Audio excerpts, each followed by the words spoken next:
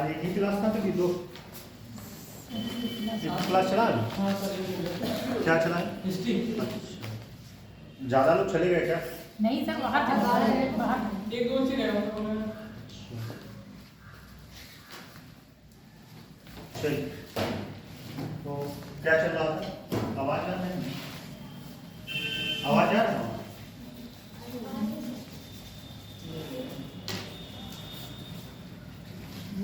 क्या हुआ, आप लोग क्लास नहीं करना है क्या?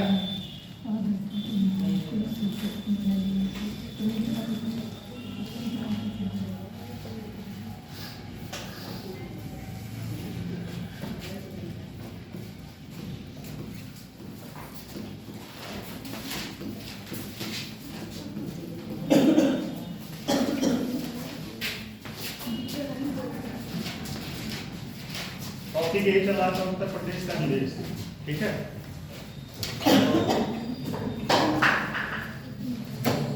क्या क्या क्या क्या पढ़े, कुछ याद बात है कि क्या क्या हो चुका था, बताइए।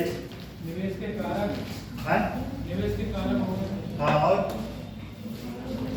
वित्त वितरण, हाँ? वित्त वितरण। अच्छा, और आप लोग कहीं एकदम पीछे चले गए।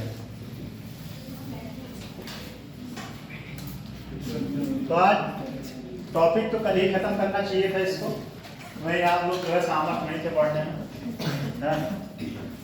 रिवीजन करते हैं, नहीं करते जाते, नहीं करते। ईमानदारी से हाथ उठाए, कितने लोग जो है यहाँ के जाने के बाद कभी किताब नहीं उठाते? ईमानदारी से हाँ? किताब उठाने का इन द सेंस कि इसको पढ़ने के लिए। अभी क्या कर रहे हो? अच्छा, टेस्ट लगा, किसका लगा? अरे टीसीएस का किसका? ऑनलाइन परचेज किया कि ऑनलाइन? टेलीग्राम?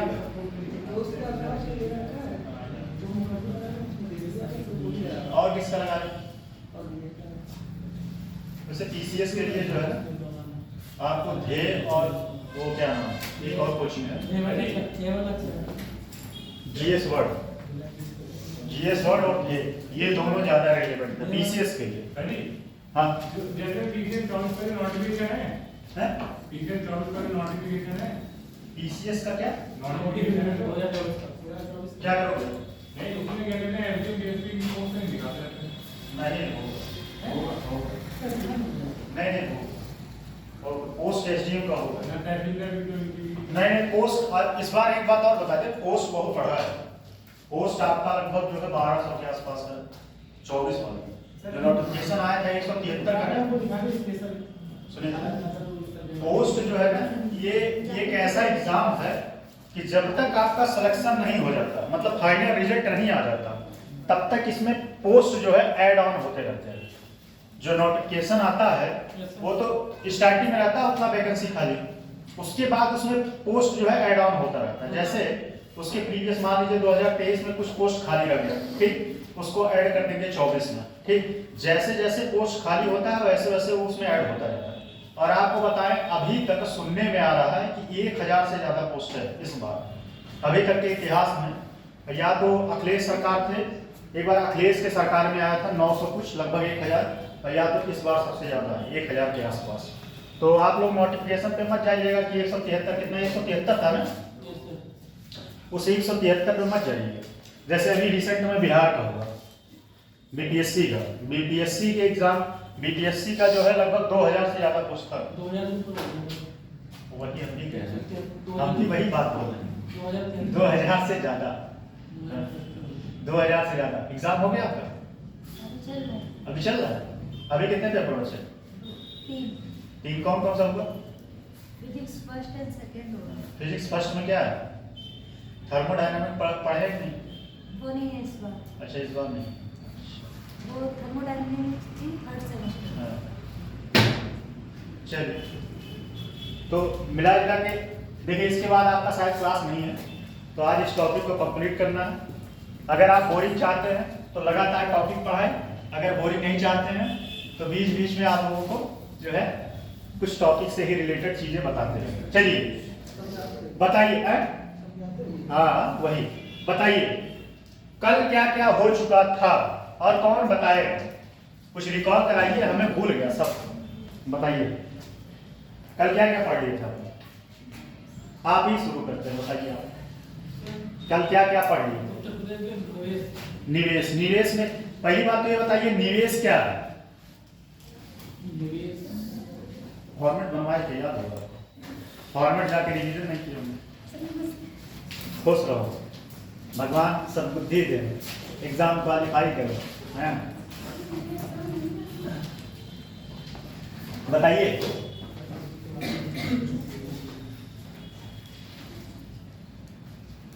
यार बड़ा दुख होता है कि एकदम आप लोग एकदम शून्य पे फैल हो जाते हैं। कभी जाके जाकिर हुसैन का सुनिएगा, जाकिर खान शून्य पर खड़े, बहुत बेहतरीन उसका है कविता, शून्य पे जाके खड़े। जीवन में कभी जब हताशा हो तो उसको जरूर सुनिए। हाँ? हताशा मतलब नहीं पता, हिंदी वर्ड है, उर्दू नहीं है। हताशा मतलब निराशा, डिप्रेशन। चलिए बताइए, आप ही लोग बताएं पीछे से क्या क्या हो चुका था। सरमन या आप, सरमन नाम है आपका? हाँ, सरनाम या आप बताएं। हाँ निवेश, वही मैं पूछ रहा हूँ कि निवेश, इन भाई साहब से पूछे कि क्या होता है। अब ये फॉर्मेट बनाए हैं, घर पे रिवीजन नहीं किए, चुनाव ना तो अभी है नहीं, और 15 लाख में देखिए जिता देंगे, श्योर है। घर से व्यवस्था कराइएगा, गारंटी के साथ, नहीं पैसा वापस। 15 लाख मुझे दीजिएगा, इलेक्शन जिता देंगे, नहीं पैसा वापस।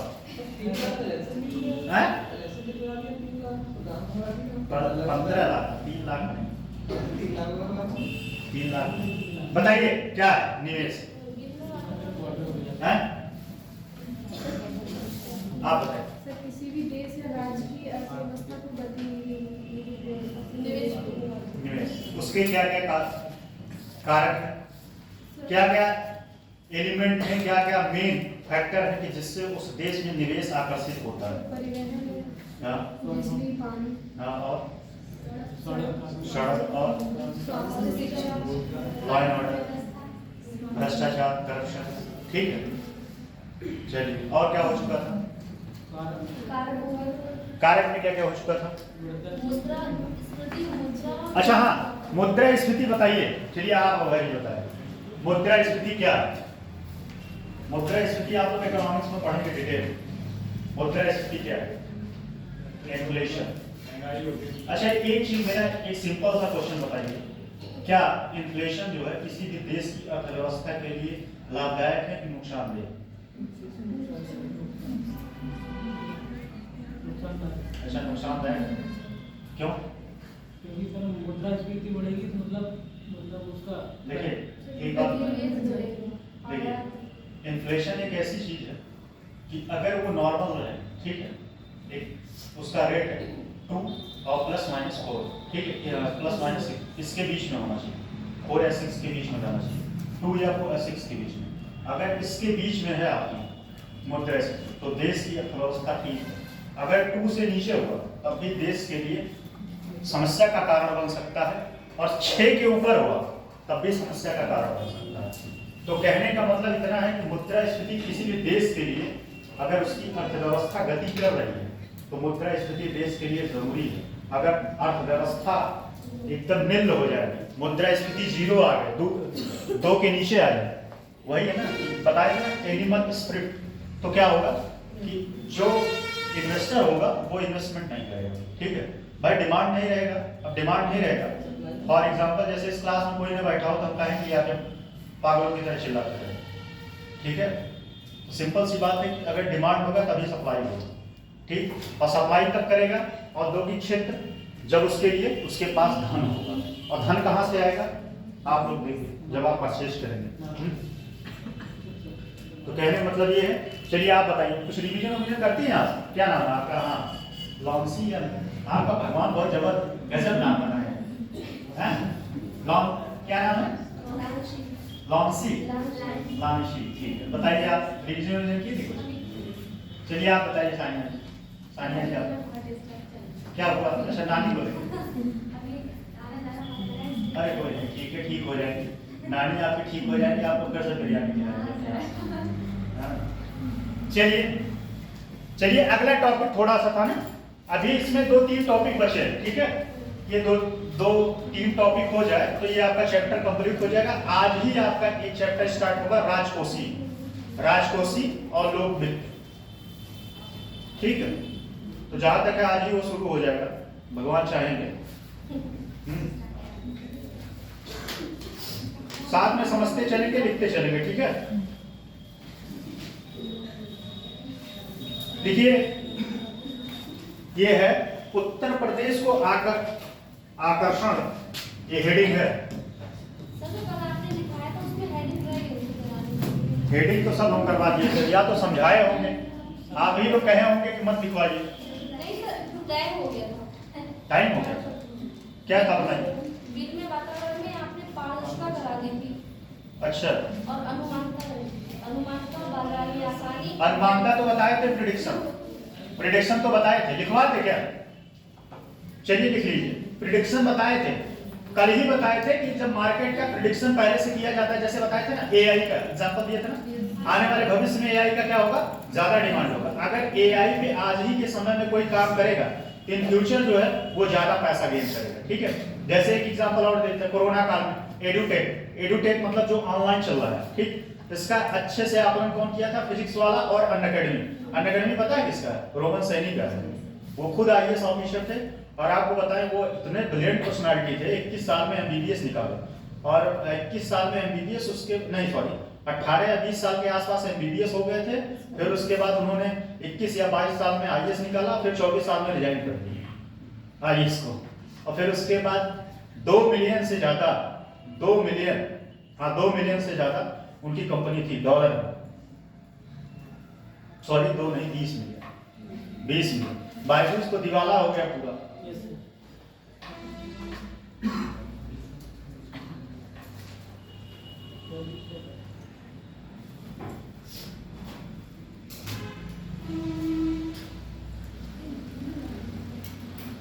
चलिए पारदर्शिता लिखवाना है, चलिए लिखिए अनुमानितता अनुमानितता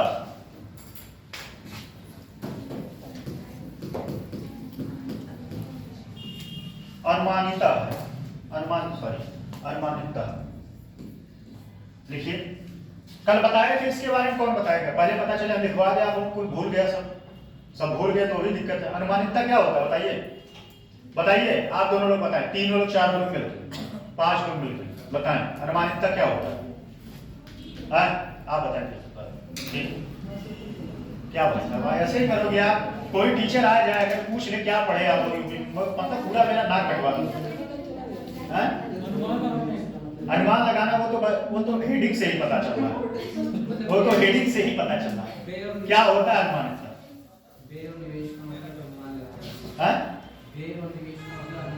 अनुमान लगाना, जैसे मार्केट का पहले से ऑब्जर्वेशन करना, मार्केट के लिए क्या जरूरी है और हमें कौन सा प्रोडक्ट या कौन सी कंपनी लगानी है, ठीक है। ऑब्जर्वेशन करना पहले से। जैसे आप लोग देखोगे ना, शेयर मार्केट जानते हैं नहीं? बहुत सारे लोग जानते होंगे शेयर मार्केट में लोग जो शेयर खरीदते हैं क्या करते हैं? अनुमान लगा के ही तो खरीदते हैं ना कि कौन सी कंपनी का शेयर अच्छा चल रहा है, ठीक है। अभी आपको बताएं, एक एग्जांपल बताते हैं।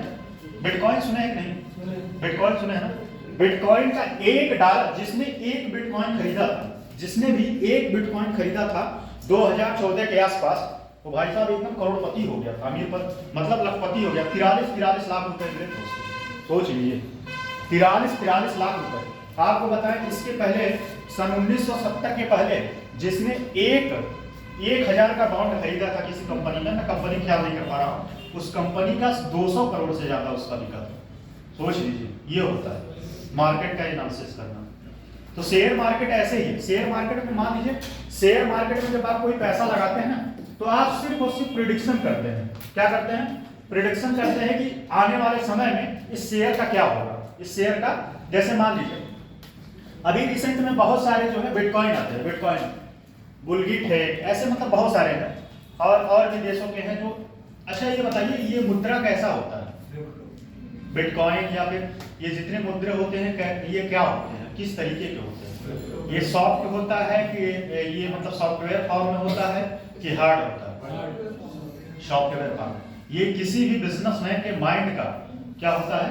एक रिसर्च होती है, इन्वेंशन होता है, और वह बनाता है। उसके बाद उसको जो है मार्केट में आप वो ले आता है, फिर उसको परचेज करते हैं लोग, बाद में उसका पैसा भी कन्वर्ट होता है। लेकिन भारत इसके परफेक्ट, भारत भी डिजिटल मुद्रा लॉन्च किया है, पता ही नहीं? भारत भी काउंटर करने के लिए, किसको? बिटकॉइन को काउंटर करने के लिए भारत भी जो है डिजिटल मुद्रा लाया है। तो शेयर मार्केट में क्या करते हैं? शेयर मार्केट में यही करते हैं कि शेयर पहले से खरीद लेते हैं। जैसे ऐसे समझिए, अभी जियो का भी बहुत सारे लोग शेयर खरीदे होंगे, और भी शेयर है कंपनी का शेयर खरीद लेंगे, फिर 2 साल 4 साल बाद उसको बेचेंगे। शेयर देखते रहेंगे, उसमें कोई डेट नहीं होता, ध्यान दीजिएगा। शेयर आपने खरीद लिया तो उसका ये मतलब नहीं है कि आप 1 साल बाद बेचें, ठीक है? बॉन्ड दूसरा होता है, शेयर दूसरा होता है, ध्यान दीजिएगा। दोनों एक साथ मर्ज मत करिए। बॉन्ड में टाइम लिमिटेशन होता है, 1 साल 2 साल का बॉन्ड निकलता है, ठीक है? आप 1 साल के पहले उस बॉन्ड को जो है आप कुछ नहीं कर सकते। अगर ले जाएंगे तो कोई ले लेगा, लेकिन आपको उसके एवज में पैसा उतना ही मिलेगा। जैसे मान लीजिए आपने 1 लाख का बॉन्ड खरीदा, ठीक, और मैच्योरिटी उसका कितना है? मैच्योर टाइम है 1 साल बाद। अगर आपने उस बॉन्ड को बेचना चाहा तो आपको उतने ही पैसे मिलेंगे, या किसी को रिफर कर दीजिए वो बॉन्ड, ठीक? ऐसा हो सकता है। शेयर मार्केट में रोज का रोज होता है। बहुत सारे लोग, मैं एक एग्जांपल बताता हूँ। मेरे मामा नहीं, मेरे ही मामा है, ठीक है? वो फार्मा सेक्टर में जॉब करते हैं, फार्मा की है, ठीक है? और उनकी पूरे वर्ल्ड में रिसर्च चल रही है कैंसर के दवा पर। तो भाई साहब शेयर लगाते हैं और अपने कंपनी का जॉब भी करते हैं, शेयर भी लगाते हैं, और गजब का उनके पास नॉलेज है मार्केट का, कि मार्केट कैसे बढ़ रहा है, कैसे घट रहा है। और पैसा जितना, वो सैलरी उनका 1.5 लाख से ज़्यादा है, 1.25-2 लाख सैलरी है, उससे ज़्यादा तो शेयर मार्केट से पैसा कमाते हैं। तो ये होता है, शेयर में पैसा लगाए और आप देखते रहेंगे कि कैसे बढ़ रहा है, कैसे घट रहा है। ज्यों ही बढ़ेगा घटेगा उसको बेच दिया जाएगा। और एक बात और है, शेयर मार्केट का पैसा आपके डायरेक्ट अकाउंट में नहीं आता, उसके लिए कौन सा अकाउंट होता है? Demat account. क्या होता है? Demat account. उससे जो है उस अकाउंट के माध्यम से जो है पैसे का लेन देन होता है, उस अकाउंट के माध्यम से। तो कहने का मतलब ये है कि अनुमानिकता जो है, ये मार्केट का एनालिसिस करना है कि इन फ्यूचर किस चीज में पैसा इन्वेस्ट करना ठीक है और किस में इन्वेस्ट करना हानिकारक है। बात समझ गई कि नहीं? आप समझ में आ गया? लिखिए। आज समझा रहे हैं तो फिर लिखते रहिएगा। आज कंप्लीट करना है टॉपिक, पहले बता देना। और एक बात और बता देना, आज नहीं पढ़ेंगे तो टॉपिक छूट जाएगा, क्योंकि कल दूसरा टॉपिक पढ़ाना है। अनुमानित नियम निवेशकों को भविष्य के बारे में, अनुमानित नियम निवेशकों को भविष्य के बारे में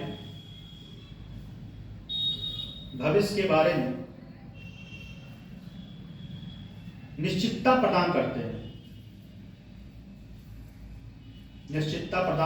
लेकिन वे नवाचार और गतिशीलता में बाधा डाल सकते हैं। नवाचार मतलब इन्वेंशन, कुछ क्रिएटिव करना, बाधा डाल सकते हैं। दूसरा है व्यापार में आसानी। ये हेडिंग तो लिखवाए होंगे, व्यापार में आसानी। और उसके बाद अगला लिखवाए होंगे बौद्धिक संपदा संरक्षण, पेटेंट जिसको बोलते हैं। पेटेंट कितने साल के लिए मिलता है? 20 साल है। 20 साल के बाद क्या होता है? फिर से उसको क्या करना पड़ता है? या तो आप पेटेंट, हाँ ठीक है।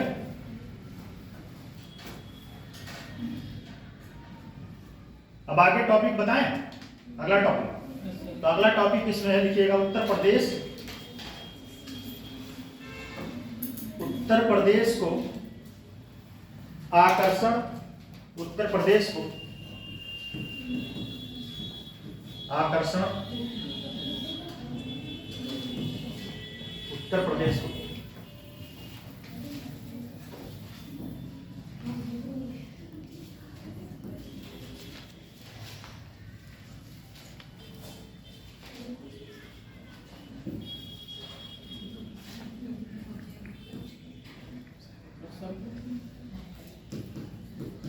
निवेश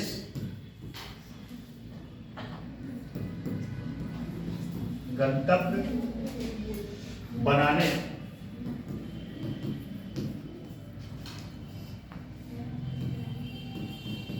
के लिए सरकार के प्रयास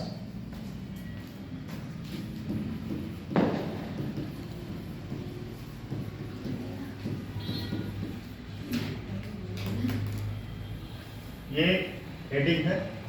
सरकार ने कुछ प्रयास किया है कि जिससे राज्य में इन्वेस्टमेंट आए, ठीक है। तो इसमें जो है पहला है, लिखिएगा कि इसमें ये पहला, इसमें सब टॉपिक है। पहला है स्वर्ण कार्ड योजना, स्वर्ण कार्ड योजना।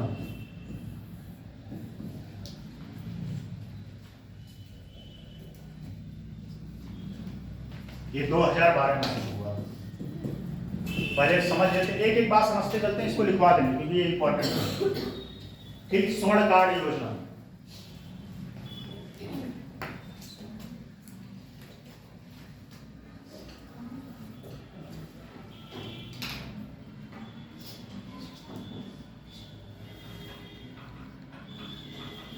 स्वर्ण कार्ड योजना देखिए, स्वर्ण कार्ड योजना क्या होता है? एक तरीके से कह सकते हैं यह एक पहचान पत्र होता है, ठीक है। क्या होता है? निवेशक को एक पहचान पत्र दिया जाता है, एक कार्ड दिया जाता है, जिसके माध्यम से वह आसान रूप से या कह सकते हैं सुलभ रूप से देश में आपके बिजनेस कर पाए, आपके राज्य में बिजनेस कर पाए। उसको बिजनेस करने के लिए बहुत सारी समस्याओं का जो है सामना न करना पड़े, बहुत सारी समस्याओं का टैक्स पे टैक्स ना लगता है। जैसे टैक्स पे टैक्स क्या होता है? पता चले आदमी कोई बिजनेस करने आया और उसका जो है सपोज करिए उसका 1 लाख रुपए का इनकम है और आप पता चल रहा है 90,000 रुपए उसका टैक्स ले रहे हैं, तो बेचारा क्या होगा? हतोत्साहित होगा? नहीं, हतोत्साहित मतलब निराशा, ठीक है, निराशा। हतोत्साहित आप नहीं जानते, गजब बात है। हतोत्साहित हो जाएगा या निराश हो जाएगा तो क्या करेगा? वो नहीं लगाएगा, ठीक है, बिजनेस नहीं लगाएगा। बिजनेस क्यों नहीं लगाएगा? भाई उसको इनकम नहीं हो रहा है, कोई बिजनेस क्यों? कल बताए थे, एक बात बताए थे, 2 सेक्टर होता है, एक सरकारी निवेश और एक बताए थे क्या? प्राइवेट निवेश, या कह सकते हैं निजी या प्राइवेट, दोनों प्राइवेट निवेश। इन दोनों में फर्क क्या था? बताइए। सरकारी और सरकारी क्या हुआ? क्या तुम लोग बतिया रहे हैं? कुछ खास बात हो तो बताओ। हैं? पार्टी? चलिए अब आप ये दोनों लोग पास आते हैं। सरकारी निवेश, प्राइवेट निवेश क्या, प्राइवेट निवेश या कह सकते हैं निजी निवेश क्या होता है? सरकारी निवेश किस कॉन्सेप्ट पे काम करता है और प्राइवेट निवेश किस कॉन्सेप्ट पे काम करता है? एक लोग जब हम जिससे पूछेंगे आप दोनों लोग बताएं, 3 लोग मिलके बताएं। पहले बताइए, आप बताइए कि निजी निवेश क्या होता है? यहाँ से तो और अच्छा दिखता है। निजी निवेश क्या होता है? बताइए निजी निवेश। कल बताए तो बहुत अच्छे से, बहुत देर तक समझा है। निजी निवेश आप बताइए ये क्या है? ये नोट्स को नहीं पलटते हैं क्वेश्चन पूछे, इसका मतलब है आप बताएं। निजी निवेश मतलब अपने स्वार्थ के लाभ के लिए स्वार्थ नहीं, सिंपल सी बात है, वह है लाभ पर काम करता है। बस अगर कोई आपसे एक शब्दों में पूछे कि निजी निवेश क्या होता है, तो प्राइवेट सेक्टर तभी कहीं पैसा इन्वेस्ट करेगा जब उसको लाभ होगा। और सरकारी निवेश क्या होता है?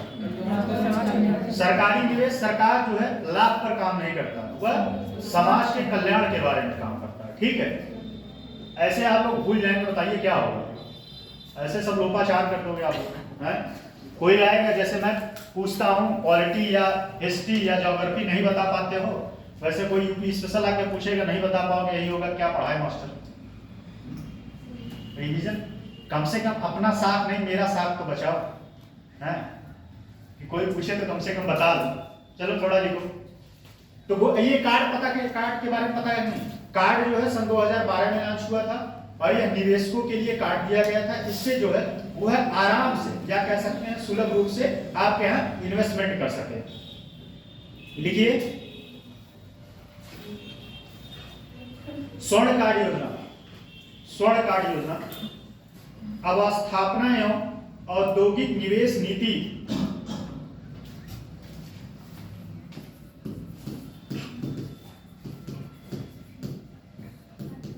अवस्थापना एवं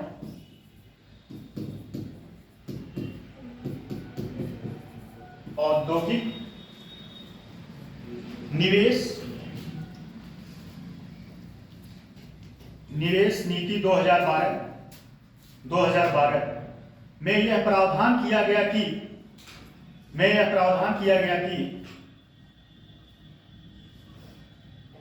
कि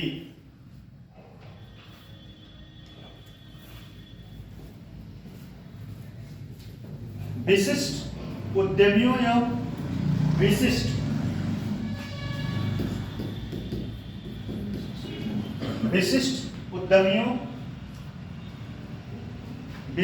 उद्यमियों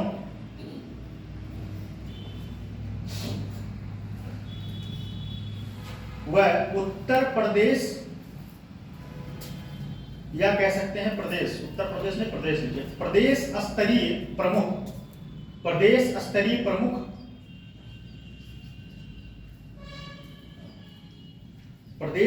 प्रमुख औद्योगिक संगठनों के प्रमुख अधिकारियों को, औद्योगिक संगठनों के प्रमुख अधिकारियों। अच्छा ये बताइए औद्योगिक संगठन का प्रमुख अधिकारी कौन होगा? जैसे सीईओ, ठीक है, एमडी, ये सब क्या होगा? वो सबसे बड़े अधिकारी होते हैं। सीईओ का फुल फॉर्म क्या होगा? सीईओ का फुल फॉर्म क्या होगा? किसी कंपनी का सीईओ। हाँ चलिए, पहले तो मोबाइल आप रखिए। कल मैं बोला था क्लास में मोबाइल तब यूज करिएगा जब क्लास हो जाए, ठीक है? ये मैसेज देखने का टाइम है? नहीं, एक मिनट, आपसे मैं पूछ रहा हूँ मैसेज देखने का टाइम है? आप सीरियस कंपटीटर हो, ठीक है? आप रोज क्लास करते हो तो मोबाइल जो है क्लास के बाद देखा करो, ठीक है? कोई भी देखो, मेरा फोन आता है, मैं रिसीव नहीं करता, बहुत अर्जेंट कॉल रहता है तो ही रिसीव करते हैं, तो हमसे कम से कम सीख लो। इतने दिनों में मुझे लगता है 2 बार मैंने कॉल रिसीव किया होगा। इससे क्या है, आपका डिस्ट्रैक्शन होता है, आप कंसंट्रेट नहीं हो पाते। चलिए लिखिए, पदाधिकारियों को गोल्डन कार्ड की सुविधा, गोल्डन कार्ड की सुविधा उपलब्ध कराई जाएगी,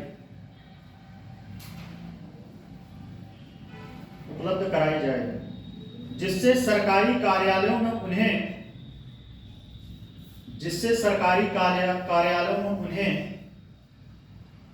निर्बाध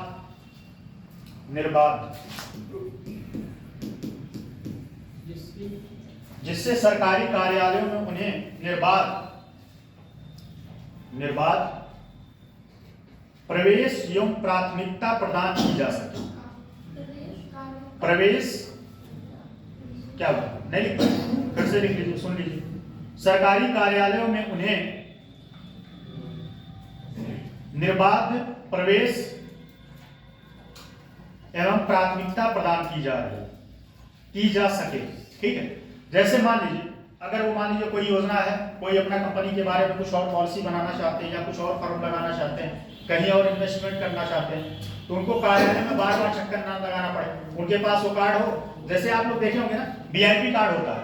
वीआईपी कार्ड में क्या होता है पता चले, जैसे आपको बताएं सिंपल एग्जांपल, इस समय रामजन्म वीआईपी कार्ड से मैं भी दर्शन करने गया था, क्योंकि हमारे चाचा खुद पुलिस डिपार्टमेंट में है, तो उसमें जो मुख्यमंत्री गए थे उस रास्ते से मैं गया था।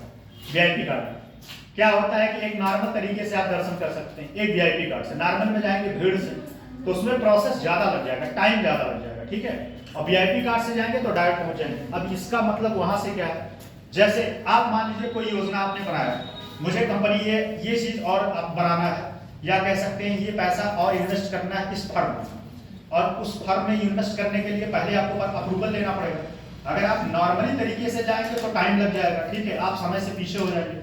और आपके पास कार्ड है, आपने कार्ड दिखाया कि सर मेरे पास ये कार्ड है, वो जान जाएगा कि ये इन्वेस्टर है, और तुरंत तत्काल से आपका काम करना शुरू हो जाएगा। ये फायदा होता है, ठीक है? ठीक, इससे क्या होगा, ऑपरेटर इन्वेस्टर जो है उनको आसान होगा कोई बिजनेस करने में। निवेश मित्र, निवेश मित्र अगला, निवेश मित्र, ये आप ही लोगों से पूछेंगे क्योंकि मैं बहुत पहले इसको बता चुका हूं, 3 या 4 दिन पहले ये टॉपिक आया था, निवेश मित्र 3 या 4 दिन पहले टॉपिक आया था। मुझे उम्मीद है कि जब 1 दिन पहले नहीं बता पा रहे हो 3-4 दिन तो बहुत बड़ी बात होगी। निवेश मित्र क्या है, जस्ट 3 या 4 दिन पहले टॉपिक आया था, निवेश मित्र क्या था, आप भी शायद थी उस, क्या था निवेश मित्र?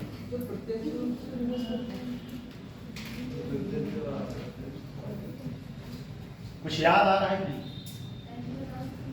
एकदम नहीं ख्याल आ रहा है। निवेश मित्र सिंगल विंडो क्लियरेंस था, सिंगल विंडो क्लियरेंस, ये एक ऐप है, ठीक है, एक ऐप है जिसपे आप जाके अपने निवेश के बारे में ऑनलाइन रजिस्ट्रेशन कर सकते हैं और एक ही प्लेटफॉर्म पर, क्या, एक ही प्लेटफॉर्म पर आपको 10 विंडो का जो है दौड़ा नहीं करना पड़ेगा। जैसे आप जाते हैं कहीं कोई काम करवाने तो भेजता है, आप उस ऑफिस में जाइए, उस ऑफिस में जाइए, यहाँ ये सिस्टम नहीं, यहाँ एक ही ऑफिस में आपका एक ही विंडो पर आपका काम हो जाएगा। निवेश मित्र ये ऑनलाइन पोर्टल है जो अभी 2 या 3 दिन पहले मैंने इस पर डिस्कस किया। आप लोग पता नहीं भांग वांग खा कर नहीं रहते हो, कभी भांग खाया खाए हो भाई? कौन खाया भाई? मतलब दुनिया कोई बचा नहीं है कि जो आप लोग छोड़े, हाँ? ये बहुत सही, हम तो कभी आज तक नहीं, आज तक नशे वाला कोई चीज मैंने नहीं छोड़ा। चलिए, फालतू की बातों में इतना इंटरेस्ट होता है आप लोगों को कि मिल जाए बस टॉपिक। निवेश मित्र लिखिए, निवेश मित्र के बारे में समझ में आया? आप लोग समझ में आया निवेश मित्र? देखिए, यह एक सिंगल विंडो पोर्टल, यह एक सिंगल विंडो पोर्टल है जिससे, यह एक सिंगल विंडो, सिंगल वही सिंगल, कौन सा सिंगल है? भावनाओं को समझ, बातों को समझ आए नहीं? हाँ, भावनाओं को नहीं भाई, बातों को समझ आए नहीं, वही सिंगल। फेसबुक पे बहुत सारे लोग अपना लिखे होंगे सिंगल, बेशक साथी हो जाए तब भी सिंगल है लिखेंगे, तो ठीक है, सिंगल। इसमें एक अलग ही बैचलर होना, एक अलग ही आनंद है।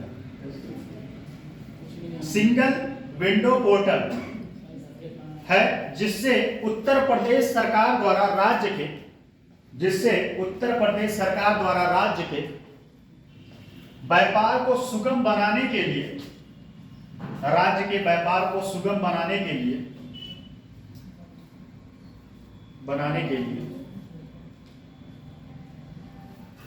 शुरू किया गया है। इस ऑनलाइन पोर्टल पर राज्य के,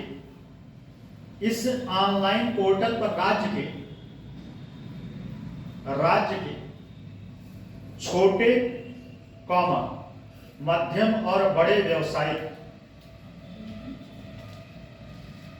इस ऑनलाइन पोर्टल पर राज्य के छोटे कॉमा मध्यम और बड़े व्यवसायिक एवं उद्यमियों को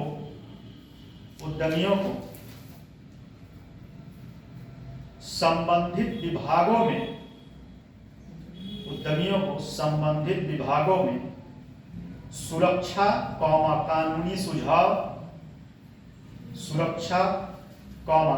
सुझाव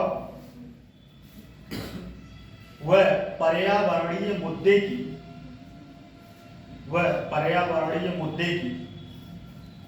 स्वीकृति और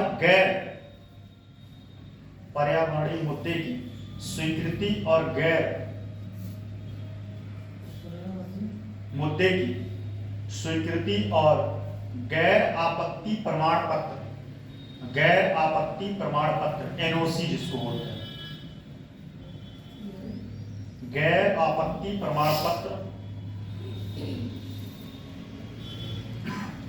पत्र जैसी कई ऑनलाइन सेवाएं प्रदान की जाती हैं। ठीक, मतलब इस पे जाके वो अपना उद्योग के बारे में रजिस्ट्रेशन भी कर सकता है। ठीक है, और कोई मान लीजिए उससे कोई कंपनी, कोई अधिकारी उसको परेशान कर रहा है, पैसा मांग रहा है, तो यहाँ पे जाके कंप्लेंट भी कर सकता है।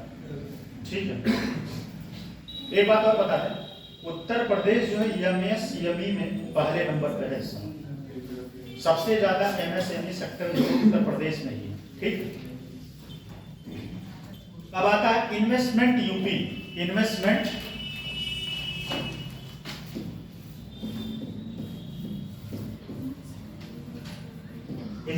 यूपी।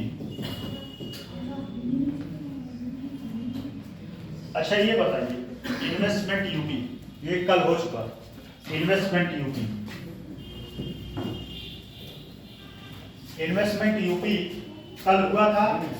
2023 में एक समिट हुआ था, और वह कहां पे हुआ था? लखनऊ में। ठीक है, टोटल उसमें कितने इन्वेस्टमेंट आए थे? कहां हुआ था? लखनऊ में। हैं? कौन बता सकता है? अभी तक रिसेंट में 40 लाख करोड़ रुपए लगभग इन्वेस्टमेंट आने की संभावना है। 40 लाख करोड़ रुपए, ठीक है, डॉलर में आने की संभावना है, जिसमें 19,000 से ज्यादा, कितना? 19,000 से ज्यादा इन्वेस्टर यहाँ पे आए थे, और उन्होंने MOU पे साइन किया था। MOU क्या होता है? क्या होता है? एक दिन बताए थे, क्या होता है? मेमोरेंडम ऑफ अंडरस्टैंडिंग, मतलब हमारे MOU पे साइन किए गए थे, और लगभग 40 लाख करोड़ से ज्यादा इन्वेस्टमेंट यूपी में आने की संभावना है। सबसे ज्यादा इन्वेस्टमेंट किस क्षेत्र को मिला था? है बुंदेलखंड में मिला था। कहाँ थे आप? कब बोले थे भाई? ऐसे लोकाचार कराओगे? गलत आप बताओ और लगा दो हमें। ऐसा तो हो ही नहीं सकता कि हम बुंदेलखंड बोले हो। हाँ, ऐसे मतलब ये गलत बात है।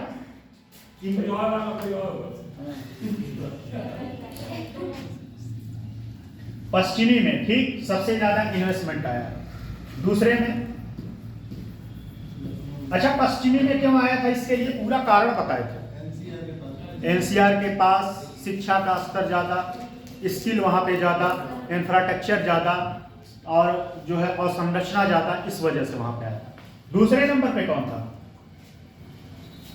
दूसरे नंबर पे पूर्वोत्तर। पूर्वोत्तर मतलब सॉरी, पूर्वोत्तर नहीं, पूर्वोत्तर क्या है? पूर्वोत्तर राज्य वो हो गया पूर्वी, जिसमें हम लोग आते हैं पूर्वांचल। पूर्वांचल, ठीक। और तीसरा क्या था? बुंदेलखंड क्षेत्र। कौन था? बुंदेलखंड। बुंदेलखंड क्षेत्र। ये तीनों में इन्वेस्टमेंट आए थे। ये तीनों जगह इन्वेस्टमेंट आए थे। ऐसे पे कभी किसी से मत बता देना कि जो सर आप ही बताए थे। अरे से हमारे 60 पे सवाल उठ जाएगा। ठीक है, तो लिखिए इन्वेस्टमेंट यूपी। इन्वेस्टमेंट यूपी लिखिएगा, ये हेडिंग है। हाँ ठीक है। पूर्ववर्ती उद्योग, पूर्ववर्ती लिख लोगे नहीं? पूर्ववर्ती उद्योग बंधु, पूर्ववर्ती उद्योग बंधु कौमा उत्तर प्रदेश सरकार का एक संगठन है। पूर्ववर्ती उद्योग बंधु उत्तर प्रदेश का एक संगठन है। इस जो राज्य में निवेश के संवर्धन, जो राज्य में निवेश के संवर्धन और जो राज्य में निवेश के संवर्धन व जो राज्य में निवेश के संवर्धन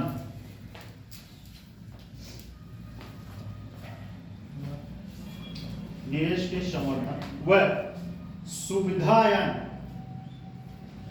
लिख दिया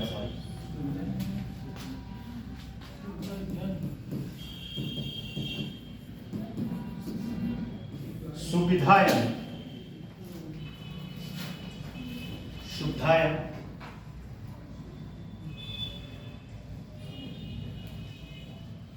ठीक है।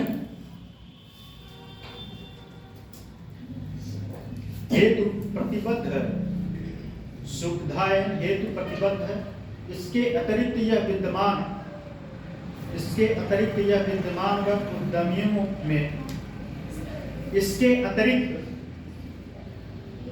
यह विद्यमान, क्या हुआ, छूट गया? फिर से सुन लो भाई, नहीं छूटा, इनका छूटा है।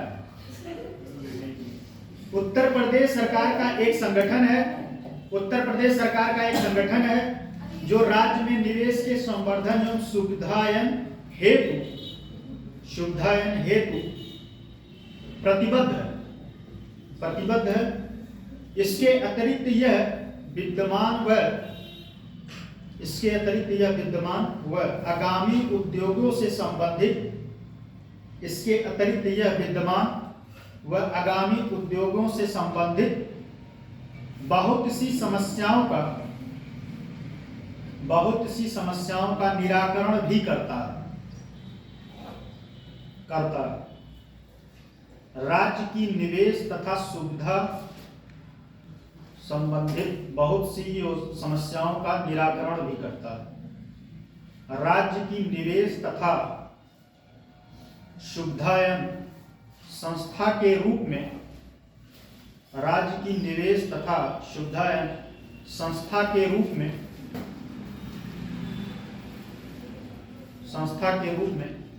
इन्वेस्टमेंट यूपी का लक्ष्य राज्य में उद्योगों व अवसंरचनाओं के तीव्र, इन्वेस्टमेंट यूपी का लक्ष्य, छूट रहा है क्या आपको? इतना स्लो बोल रहे हैं, 5 मिनट हो गए इसका बोलते हुए। हाँ, इन्वेस्टमेंट यूपी का लक्ष्य राज्य में उद्योगों व अवसंरचनाओं के तीव्र विकास हेतु, उद्योगों व अवसंरचनाओं के तीव्र विकास हेतु नीति निर्धारण में, उद्योगों व अवसंरचनाओं के तीव्र विकास हेतु नीति और निर्धारण में सक्रिय योगदान देकर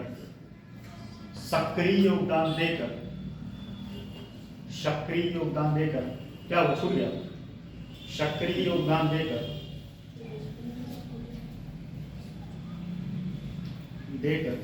निवेश आकर्षित करना।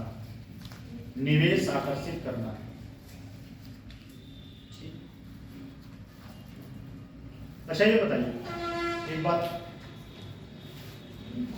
उत्तर प्रदेश सरकार जो है 1 ट्रिलियन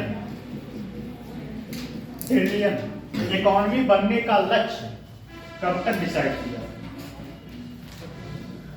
कौन बता सकता है? Uttar Pradesh 1 trillion dollar economy बनने का लक्ष्य कब तक के लिए निर्धारित किया? ऑप्शन दे देंगे, पकड़ नहीं पाओगे। चलिए बोलते हैं 2025, 26, 27, 28। 2025, 26, 27, 28। 27 कितने लोग सहमत हैं? और सारे लोग नहीं? इसका मतलब गलत हो सकता है, गलत हो ही सकता है, 25 गलत नहीं है, सही है 2027। ठीक, 1 ट्रिलियन इकोनॉमी। भारत कब तक डिसाइड किया? भारत कितना ट्रिलियन बनने का डिसाइड किया? 5 ट्रिलियन। कब तक? 2030। तो उसमें अपना 1 ट्रिलियन योगदान देंगे, अपना 1 ट्रिलियन योगदान देंगे। ठीक है, अब भारत में ही तो एक उत्तर प्रदेश है, उससे बाहर तो है। अगला है स्टाम्प शुल्क व छूट। स्टाम्प शुल्क व छूट इसी में है।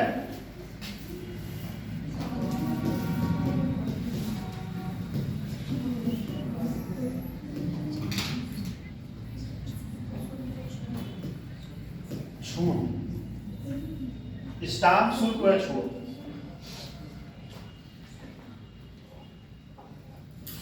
सर शुल्क होगा, है? शुल्क होगा, आधा लाभ होगा। अच्छा हाँ, शुल्क सही है, सही है। शुल्क लिख दिए हैं। स्टाम्प शुल्क व क्या है? छूट। ठीक, अब समझिए इसमें जो है स्टाम्प शुल्क से मतलब है, जैसे मान लीजिए, समझिए कोई उद्योग लगाना है, उद्योग लगाना है और उत्तर प्रदेश में, बात समझिए, कोई उद्योग लगाना है उत्तर प्रदेश में, सरकार जो है उद्योग को या इन्वेस्टमेंट को अपने यहाँ आकर्षित करने के लिए स्टाम्प शुल्क देता है, स्टाम्प शुल्क में छूट। अच्छा पहले ये बताइए स्टाम्प है क्या? स्टाम्प क्या है? स्टाम्प पेपर जो है, स्टाम्प क्या होता है? जब कोई रजिस्ट्री कराता है तो स्टाम्प शुल्क लगता है। कभी रजिस्ट्री कराया आप? एक बार मेरे घर में हुआ था भाई, लखनऊ में हम लोग जमीन लिए थे, तब जो है गए थे हम। हाँ। वैसे जमीन तो बहुत लिया गया लखनऊ में, अभी रिसेंट में लिया गया था, तब स्टाम्प शुल्क लगता है। ठीक है, सुनिए स्टाम्प शुल्क से क्या है, जैसे मान लीजिए, आप समझिए इस बात को, आपकी जमीन मान लीजिए 1 करोड़ रुपए की, ठीक, अब 1 करोड़ की जमीन है, उस जमीन के बदले में आपको स्टाम्प शुल्क कम से कम, मतलब मिनिमम मैं बता रहा हूँ 8 से 10 लाख रुपए आपको उस पर स्टाम्प शुल्क देना पड़ेगा। बात समझे? स्टाम्प शुल्क। अब आपको बताएं, मैं अपनी एग्जाम्पल बता रहा हूँ, हम लोगों का जमीन जो है लखनऊ से थोड़ा सा पहले जो है चिन्हट, वहां पे लिखाया गया था जमीन 20 लाख रुपए था, और कितना था? 20 लाख रुपए था। उस पे जो है 4 लाख रुपए, लगभग 3.5 लाख से ज्यादा, 3,75,000 लिखवाने को लगा था उसमें।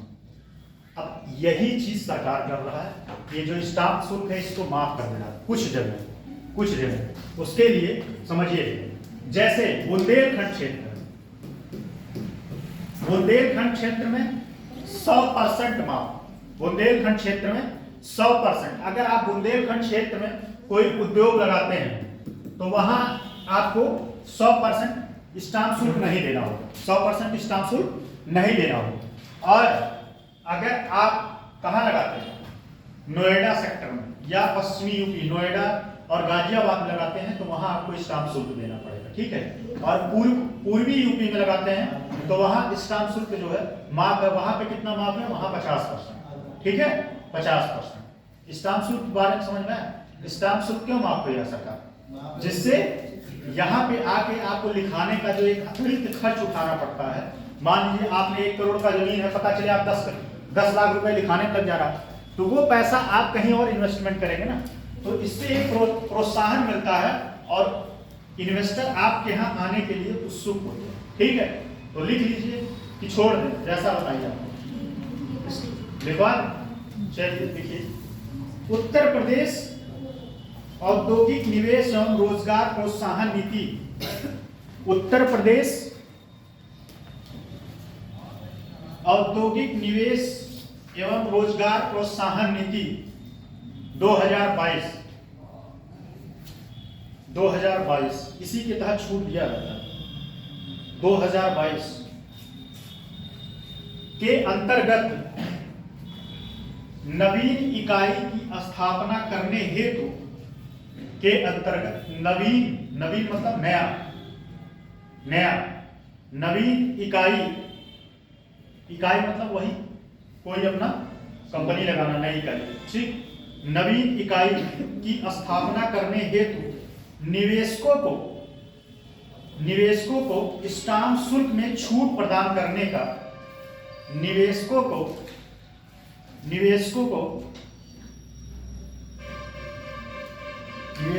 स्टाम्प शुल्क में छूट प्रदान करने का प्रावधान किया गया है। अच्छा हाँ, लेकिन इसमें एक पॉइंट और है, प्रावधान किया गया है, लेकिन यह छूट आपको ऐसे नहीं मिल जाएगा। इस छूट के लिए जिला अधिकारी का परमिशन मिलना चाहिए, जिला अधिकारी का परमिशन मिलना चाहिए। अगर जिला अधिकारी परमिशन नहीं देता है छूट का, सोच लो इतना बड़ा डिस्ट्रिक्ट डीएम का कितना पावर होता है। देश में 3 राजा, कौन कौन? पीएम, सीएम, डीएम, ठीक है, 3 राजा, बाकी सब प्रजा, ईसीएस सब प्रजा है। तो इनका जब अप्रूवल मिलेगा डीएम साहब का, तभी आपको छूट मिलेगा, अदरवाइज ऐसे नहीं तो सारे लोग पहुंच आए, बहुत सारे लोग पहुंच आए। इसमें भी बहुत करप्शन है, बहुत करप्शन है, क्योंकि डीएम साहब तक पहुंचने के पीछे आपको छूट पाने के लिए मान लीजिए 20 लाख का कोई एक हिस्सा जमीन तो लिखाएगा नहीं, लिखाएगा तो बड़े लेवल की जमीन लिखाएगा, बीघा 2 बीघा, बीघे पता है कि एकड़ कितना होता है, तो जो भी एकड़ में होगा, ठीक, एकड़ में लिखवाएगा तो उसके लिए कम से कम 30-40 लाख रुपए उसको देना पड़ेगा। अब मान लीजिए वो कहीं, अब ये बात बोलना ठीक नहीं है, छोड़िए, कुछ बातें हैं जो आम कैमरा नहीं हो सकते, ठीक है, हम फंस जाएंगे तो छुड़ाने नहीं आओगे कोई, नहीं आप लोग समझदार हो। जिला अधिकारी, ठीक है, अगला पॉइंट लिखिएगा इसमें, अगला पॉइंट क्या लिखे आप लोग, कहा था? छूट प्रदान करता है, प्रावधान किया जाता है। यह छूट जिला अधिकारी, यह छूट जिला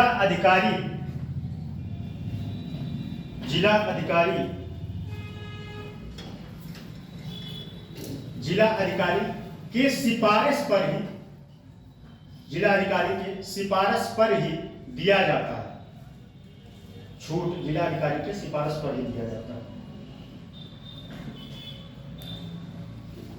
अब लिख लीजिए, जिसमें पूर्वांचल और बुंदेलखंड को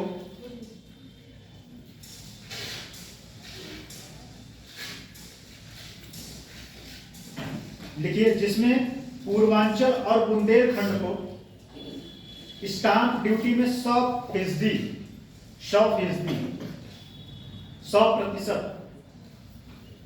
100%, कॉमा नोएडा और गाजियाबाद को छोड़कर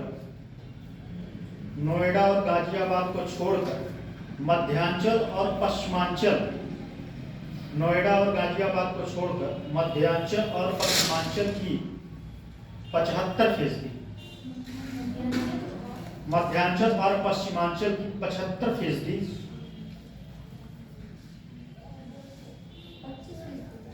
75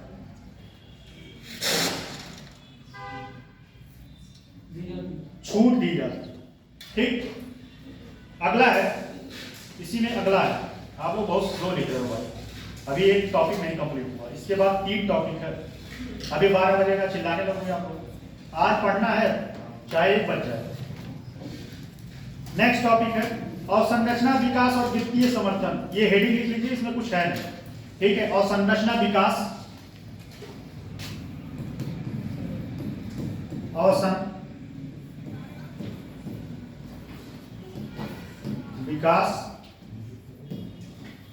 अवसंरचना विकास पर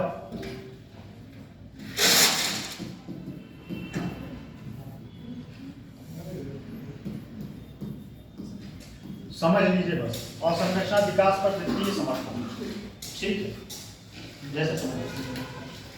इसमें क्या है, अगर अवसंरचना विकास पर वित्तीय समर्थन, समझिए, अगर आप अवसंरचना में आता क्या है पहले बताइए, रोड, सड़क, नाली और जो भी आता है पुल, ठीक।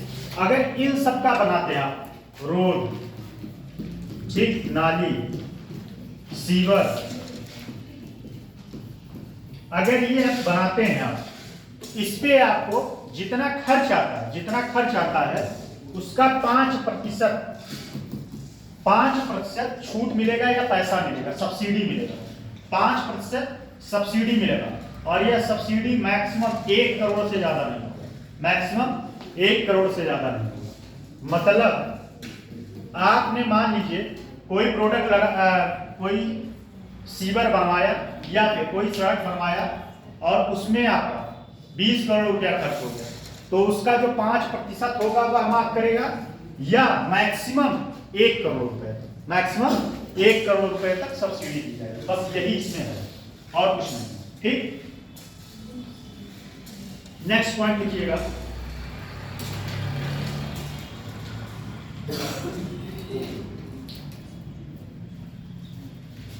ठीक है, नेक्स्ट पॉइंट, राजकोषीय प्रोत्साहन। राजकोषीय प्रोत्साहन, इसमें क्या क्या है?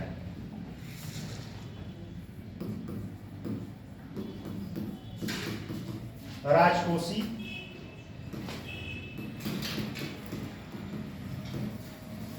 प्रोत्साहन।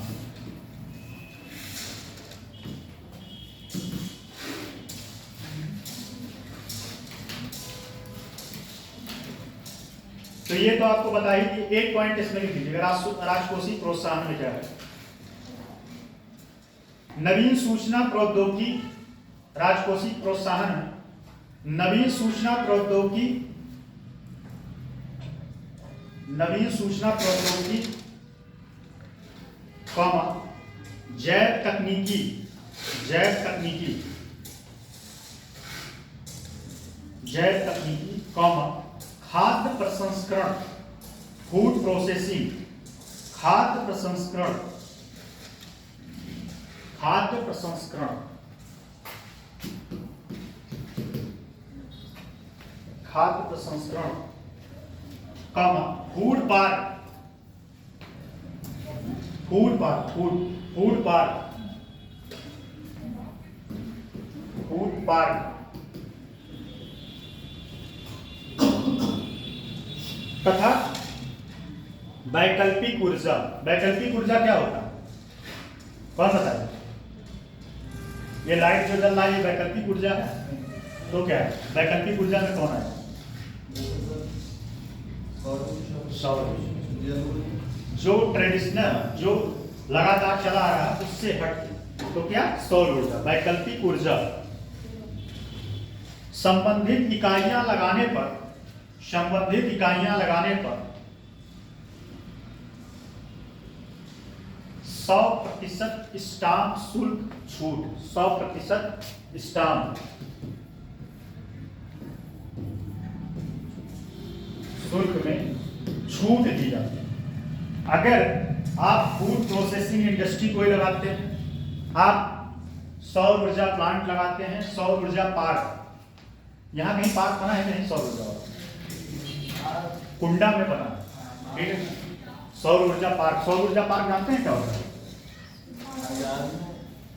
सौर ऊर्जा जो पैनल होता है उस जमीन पे उसको लगाया जाता है और उससे वहां उसके एरिया में बिजली का डिस्ट्रीब्यूट किया जाता है और वो कम पैसे में बिजली मिलता है। क्या मिलता है? कम पैसे में मिलता है।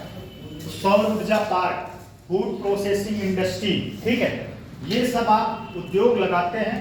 तो अगर आप कोई जमीन परचेज करते हैं, जमीन खरीदते हैं, क्या करते हैं? जमीन खरीदते हैं, तो उस पर आपको 100% का छूट मिलेगा स्टाम्प शुल्क में। पैसा नहीं, पैसा तो भाई किसान लेगा जिसका जमीन खरीदेगा, ठीक है, 100% का छूट मिलेगा। अच्छा, आप लोगों को बताएं, बहुत सारे लोग जो हाईवे के बगल में जिनका गांव है वो लोग चाहते हैं मेरा जमीन जो है हाईवे में चला जाए, राजा बन जाते हैं। सच बता रहे वो जमीन में, वो जमीन का कई गुना पैसा मिलता है। आपका अगर 1 बीघा जमीन गया तो आपका 2 पुश्त बैठ के खाए, कम से कम 3-4 करोड़ रुपए मिल जाए, रोज पैसा उड़ाइए, कोई टेंशन नहीं। जमीन है हाईवे पे, आपका है, प्रभु बनाओ, रोज पूजा करो कि ये चला जाए हाईवे। आ गया पैसा मिला कि नहीं? कितना? 30 लाख, बताइए। और छोटा होगा, बहुत कम ही गया होगा। अगर दुर्भाग्य से या सौभाग्य से कहीं 1 बीघा चला जाए तो 2-3 पुश्त के लिए छुट्टी है फिर कमाना। फिर अगला सुनिए, अगला अन्य नवीन, अगला पॉइंट है अन्य नवीन। ये इंडस्ट्री के अलावा, ठीक है, इस इंडस्ट्री के अलावा देखिए अन्य नवीन इकाइयों को, अन्य नवीन इकाई, अन्य मतलब वो खाने वाला नहीं, अन्य नवीन इकाइयों को, अन्य नवीन इकाइयों को सरकारी भूमि पर स्थापित किए जाने पर, अन्य यहां लिखे हैं आप, वहां नहीं देख पाए, हेडिंग नहीं उसी में है। हाँ, हेडिंग आएगा तो आपको कहना नहीं पड़ेगा, मैं बोलूंगा, उसी का पॉइंट है। राजकोषीय प्रोत्साहन, राजकोषीय प्रोत्साहन मतलब समझ रहे हैं कि मतलब पैसे के माध्यम से कैसे उनको प्रोत्साहन दिया जाए, ठीक है, राजकोष के माध्यम से कैसे उनको प्रोत्साहन दिया जाए, वो है ये सब सारी पॉइंट, ठीक। तो इसमें क्या है, जो ऊपर वाला बताया था फूड प्रोसेसिंग, इन सबके अलावा अन्य उद्योग इकाइयों के लिए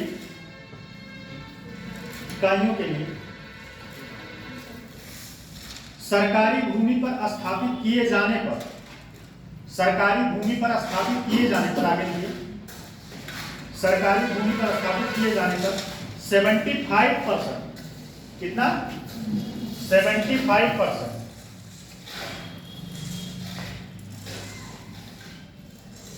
तथा निजी भूमि पर स्थापित किए जाने पर, तथा निजी भूमि पर स्थापित किए जाने पर स्टाम्प शुल्क 50% की छूट दी जाती है, 50%। अच्छा ये बताइए, एक चीज बताइए, सरकारी पे तो 100% हो गया, 50 मतलब 75, और निजी पे जो है 50%। इसमें कौन से में लाभ होगा बताइए, मैथ का क्वेश्चन है। इसमें इस पे लाभ होगा बिजनेसमैन को कि इस पे लाभ होगा 50, बताइए।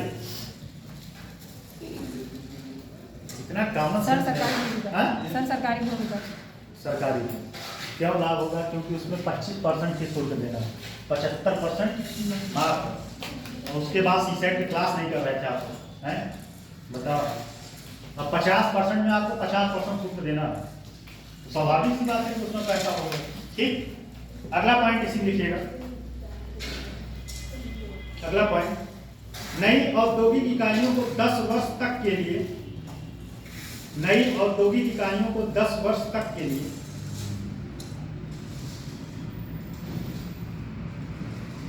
नई औद्योगिक इकाइयों को 10 वर्ष तक के लिए वह 10 वर्ष तक के लिए वह मार्गदर्शक औद्योगिक इकाइयों को, वह मार्गदर्शक औद्योगिक इकाइयों को 15 वर्षों तक विद्युत शुल्क, 15 वर्षों तक विद्युत शुल्क से छूट तथा इकाइयों को अपने 15 वर्षों तक विद्युत शुल्क से छूट तथा इकाइयों को अपने उपभोग हेतु ऊर्जा उत्पादन की छूट है, अपने उपभोग हेतु ऊर्जा उत्पादन की छूट है। जैसे समझिए, मान लीजिए कोई कंपनी लगाए, ठीक है, अब वो कंपनी लगा दिया तो उसको बिजली चाहिए, अगर वो सौर प्लांट लगा रहा है कहीं पास में सौर प्लांट, तो उसको उसमें छूट मिलेगा, ठीक है, उसमें उसको छूट मिलेगा, भाई छूट होगा, स्टाम्प का छूट होगा, हो सकता है सरकार कुछ प्रोत्साहन राशि के रूप में भी उसको दे दे, ठीक है। क्यों दे देगा, क्योंकि वह रिन्यूएबल एनर्जी यूज कर रहा है, ठीक है, मतलब नवीकरणीय ऊर्जा। नवीकरणीय ऊर्जा क्या होता है, नवीकरणीय ऊर्जा क्या होता है, जो खत्म नहीं होता उसको फिर से रीजनरेट किया जा सकता है, ठीक है। अब एक अगला है नवीन पूंजी ब्याज, छोड़िए इसको, ये कोई इंपॉर्टेंट नहीं। चलिए अब एक पॉइंट लिख लीजिए, प्रीलिम्स के लिए इंपॉर्टेंट है, इसमें लिख लीजिए उत्तर पर लिखिए UP global investment summit 2023, UP global investment summit 2023, global investment summit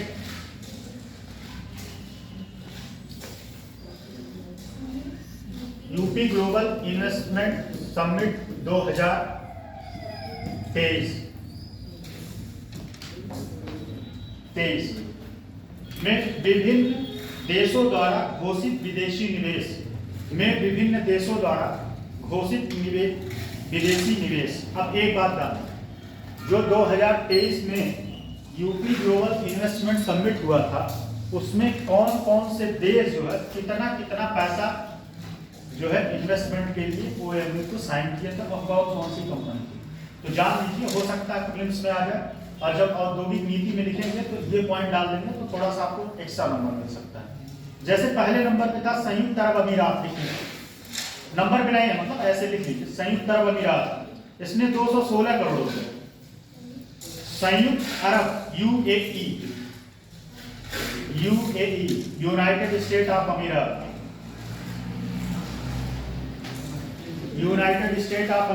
UAE 216 billion रुपए में है, ध्यान दीजिएगा सब रुपए में है। 216 बिलियन रुपया है, कहा कि मैं इतना इन्वेस्टमेंट करूंगा, 216.22 बिलियन। ठीक, उसके बाद लिखिएगा अगला कनाडा और US। थोड़ा फैक्ट है लिख लीजिए, तो हो सकता है फिर आर में काम आ जाए। कनाडा और US 219.22 बिलियन। ध्यान दीजिएगा, सब डॉलर में नहीं, करोड़ में है, रुपए में है। 219.22 मतलब 22 बिलियन। नीदरलैंड और फ्रांस 107.04 बिलियन। 107.04 बिलियन नीदरलैंड और फ्रांस। फिर अगला है जापान और दक्षिण कोरिया। 254 जापान और दक्षिण कोरिया। 254.56 बिलियन। नेक्स्ट है जर्मनी और बेल्जियम और स्वीडन।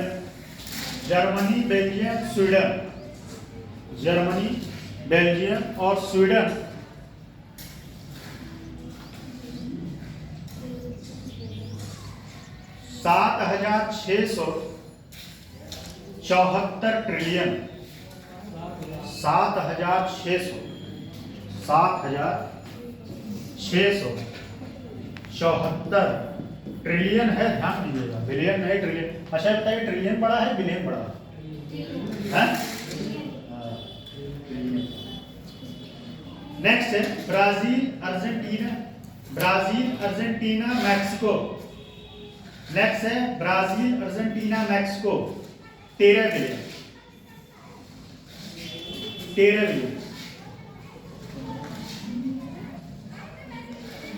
और अगला है Australia Singapore. Last Australia Singapore 261.20 billion. 261.20 billion. ठीक, ये तो रहा आपका विदेशी इन्वेस्टर, विदेश के देश इतना पैसा इन्वेस्ट करेंगे कहाँ? 2023 यूपी ग्लोबल समिट। ठीक है, नेक्स्ट पॉइंट लिखिएगा। अब भारत में कौन कौन से इन्वेस्टर्स, भारत की कौन कौन सी कंपनियां हैं, तो लिख लीजिएगा। यूपी में कुछ प्रमुख कारपोरेट, लिखिए यूपी में कुछ प्रमुख कारपोरेट निवेशकों की घोषणा, वो कितना पैसे देंगे। यूपी में कुछ प्रमुख कॉर्पोरेट निवेशकों की घोषणा, देखिए लूलू, पता है कि नहीं? कोई गया है कि नहीं? मैं गया हूँ भाई और एक बात और बताइए, एशिया का सबसे बड़ा मॉल है ये, बहुत बड़ा। उसमें अगर आप घूमेंगे तो घूमते रहेंगे। लखनऊ में एशिया का सबसे बड़ा मॉल है। मैं गया हूँ, अभी तक एक ही बार गया हूँ, लेकिन बहुत बड़ा मॉल है। अब वहाँ 100-200 रुपए के लिए मत ही जाइए, ठीक है। वहाँ आप जो है कैपुचिनो पी लीजिए और या तो हॉट कॉफी पी लीजिए, आपका 1,500 से 2,000 तक बजट बन जाएगा।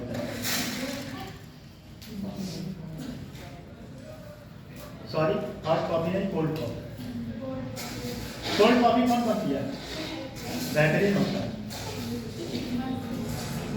ये 25 million.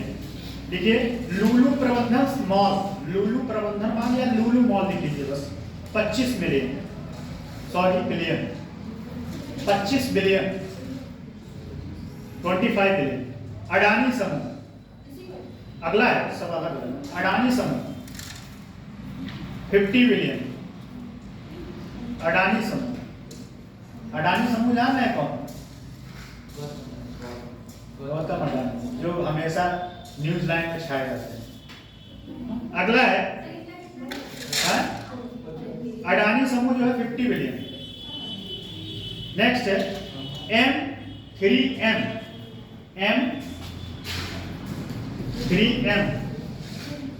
M3M India private limited. M3M India private limited. एक खुफिया फैक्ट है, हो सकता है आप फंस जाए। M3M लिखें, देखिए M3M इंडिया प्राइवेट लिमिटेड, इसी में है M3M India private limited 75 billion. M3M India private 75 billion. Next है इंडिका, एक इंडिका नहीं, इंजिका, इंजिका लिख दे रहा, इंजिका, इंजिका ये है 43 बिलियन, 43 बिलियन। चलिए छोड़िए, बस हो गया। और एक आपकी लिख लीजिए इंपॉर्टेंट जो है, हाँ एक लिख लीजिए fire box, fire fox, fire box नहीं, fire fox, fire fox infra private limited, fire fox infra private limited 20 billion. तो ये सब जो है इतना पैसा ही नहीं। Fire fox infra private limited, ठीक। चलिए खत्म है, ठीक। मिला जुला के ये आपका 2 बचा है, ठीक। 2 बचा है योजना। योजना के बाद ये टॉपिक कंप्लीट। कितना बज रहा है? अभी 11:50, अभी टाइम 2 खत्म हो जाएगा, ठीक। आज 12 बजे से पहले ही खत्म हो जाएगा। थोड़ा सा चैप्टर भी स्टार्ट कर देंगे। राजकोषी, लोक वित्त, ये सब जान लीजिएगा। देखिए उत्तर प्रदेश में सौर ऊर्जा नीति, हाँ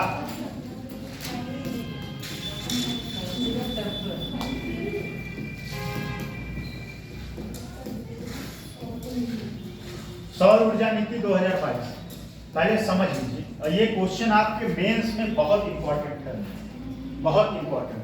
ये मेंस के पॉइंट ऑफ व्यू से देखिए, सबसे पहले इस योजना के तहत उत्तर प्रदेश सौर ऊर्जा नीति, इस योजना के तहत 18 नगर निगम,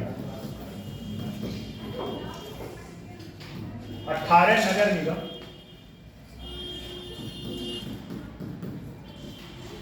सौर ऊर्जा शहर, सौर ऊर्जा शहर के रूप में विकसित किया जाए। कितने? 18 नगर निगम। लेकिन एक बात, उत्तर प्रदेश में अयोध्या शहर, अयोध्या को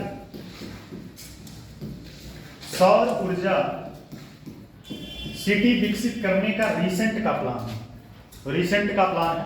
उत्तर प्रदेश में सौर ऊर्जा शहर विकसित करने का रिसेंट का प्लान है किसको?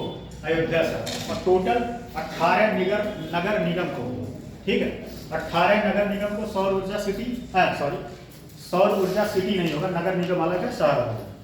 अयोध्या शहर को सौर ऊर्जा शहर के रूप में और 18 नगर निगम को सौर ऊर्जा नगर निगम के रूप में विकसित करना है, ध्यान दीजिए।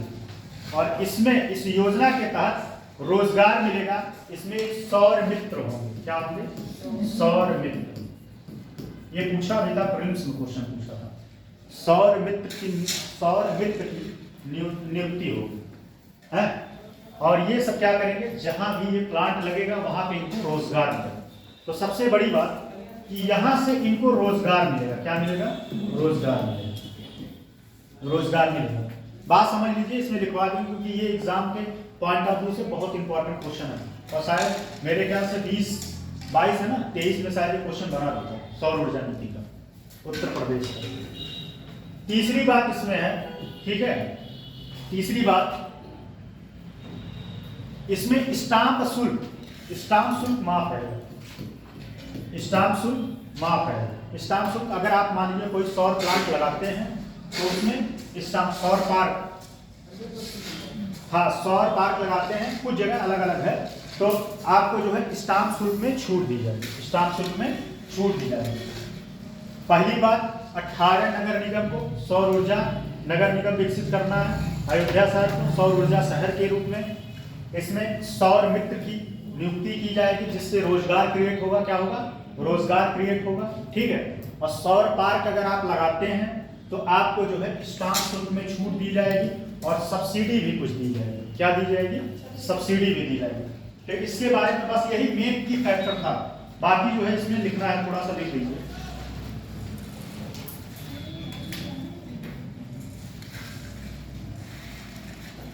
हाँ, एक बात और, इसकी नोडल एजेंसी कौन होगा जो इसकी देख रेख करेगी? इसकी नोडल एजेंसी का नाम है यूपी नेडा। लिख लीजिए, यूपी नेडा, ये इसकी नोडल एजेंसी मतलब समझते हैं क्या है? क्या है नोडल? ये एजेंसी ही इस पूरे कार्य को देख रेख करेगी। इस पूरे कार्य का देख रेख ये नोडल एजेंसी ही करेगी। तो उत्तर प्रदेश सौर ऊर्जा नीति 2022, इसमें क्या है? अयोध्या। अच्छा, ये पूछा था प्रीलिम्स में शायद 2022-23 के आसपास, 23 में ही शायद पूछा था कि सौर ऊर्जा शहर कौन सा, उसमें ऑप्शन दिया था सौर ऊर्जा शहर के रूप में किसे विकसित किया जाएगा। तो उसमें दिया था लखनऊ, गोंडा, बस्ती, संत कबीर नगर, ऐसे करके नाम था। और उसके बाद जो है अयोध्या, तो अयोध्या ऑप्शन था। ये क्वेश्चन बना था एग्जाम में, देखिएगा प्रीलिम्स बना। कमी भी है। देखिए, उत्तर प्रदेश में इसमें मेन पॉइंट आपको लिखवा दूं। उत्तर प्रदेश में अच्छा, एक बात और समझिए, ये सौर ऊर्जा नीति लाने के पीछे कारण क्या है? क्यों आ रहा है? जो कार्बन उत्सर्जन हो रहा है उसको कम करने के लिए। क्या है? कार्बन उत्सर्जन को कम करने के लिए। कार्बन उत्सर्जन कैसे होता है? जब आप कोयला जलाते हैं या फिर जो है गाड़ी चल रहा है, तो उसको कम करने के लिए अब सौर ऊर्जा जब आप चलाएंगे, सौर ऊर्जा से जब यूज करेंगे तो कार्बन उत्सर्जन कम होगा, ठीक है। और जहां तक है जीरो एमिशन, जीरो, ठीक। इसीलिए सरकार जो है ज़्यादा फोकस कर रहा है इलेक्ट्रिक वाहन पर। इलेक्ट्रिक वाहन बहुत सारी चीजें। तो लिखिए, उत्तर प्रदेश में सौर ऊर्जा प्रबंधन एवं उत्तर प्रदेश में सौर ऊर्जा प्रबंधन एवं गीगावाट स्केल की गीगावाट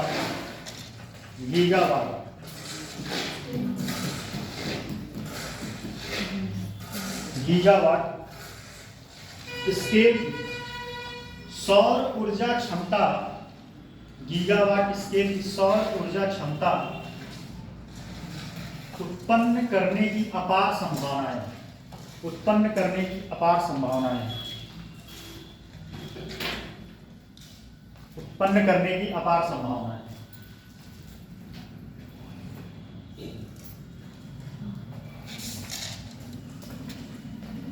उत्पन्न करने की अपार संभावना है। ठीक है। इस नीति के द्वारा राज्य को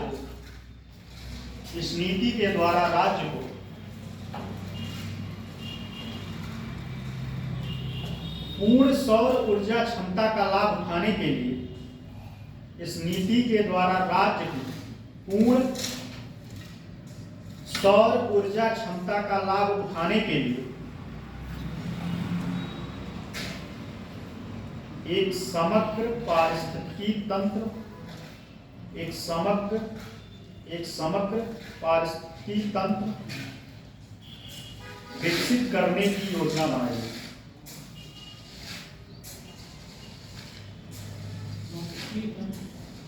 एक समग्र पारिस्थितिकी तंत्र विकसित करने की योजना बनाई। अगला पॉइंट इसी लिखिएगा। इस नीति के द्वारा, इस नीति के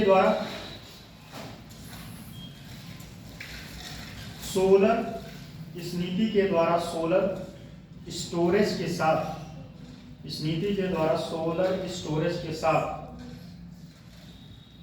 परियोजनाओं और सोलर स्टोरेज के साथ परियोजनाओं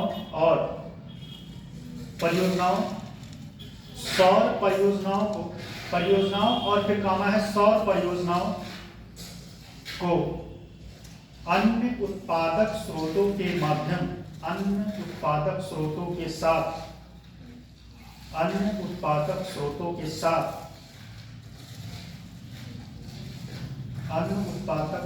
के साथ बदलिंग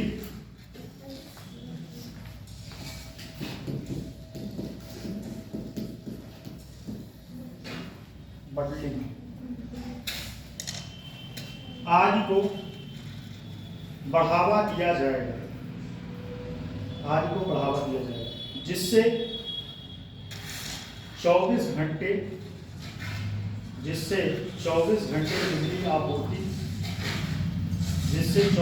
बिजली आपूर्ति तथा ग्रिड स्थिरता सुनिश्चित की जा सके। अच्छा बताइए आप लोगों में से किसके यहाँ सौर ऊर्जा प्लांट को वो लगा है लाइन? देखिए उसमें निर्भर चार्ज होता है, रात में उसमें एक बैटरी बॉक्स होगा, उस बॉक्स में एक बैटरी है, उसी चार्ज होता है दिन भर, तब वो रात में जलता है।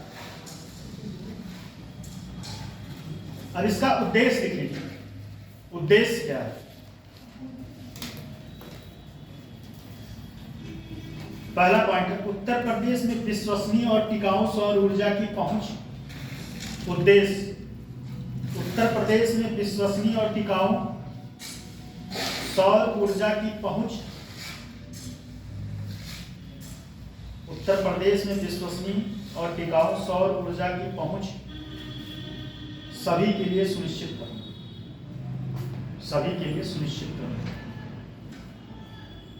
अगला पॉइंट है,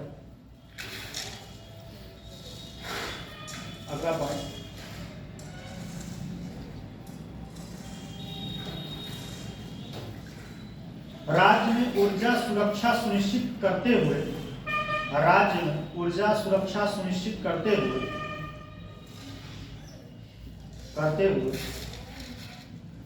जीवाश्म ईंधन पर निर्भरता को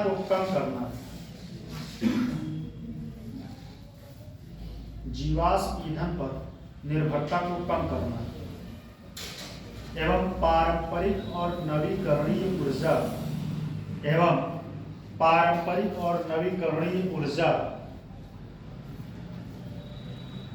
ऊर्जा का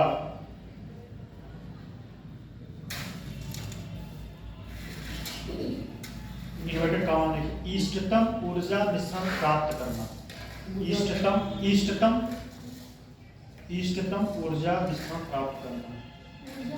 ऊर्जा मिश्रण प्राप्त करना। ये उद्देश्य में है। ऊर्जा मिश्रण प्राप्त करना, ठीक है। वो तो नहीं रहे आप लोग। हाँ, देखिए इसमें कुछ ज़्यादा समझाने वाला है। ये फैक्ट बातें, जो योजना है उसमें हम कुछ तोड़ मरोड़ भी नहीं सकते, तो योजना आपको ऐसे ही लिखना पड़ेगा, ठीक है। ये सरकार का गाइडलाइन होता है, सरकार का ये गाइडलाइन होता है, ठीक है। नेक्स्ट पॉइंट लिखिएगा।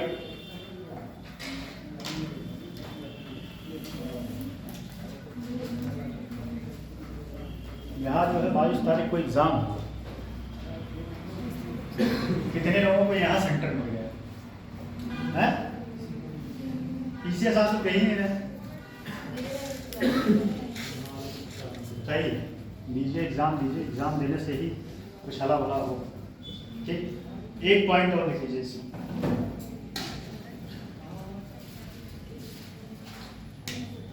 लिखिए सौर ऊर्जा तकनीकी के संबंध, सौर ऊर्जा तकनीकी के संबंध में आम जन को जागरूक, सौर ऊर्जा तकनीक के संबंध में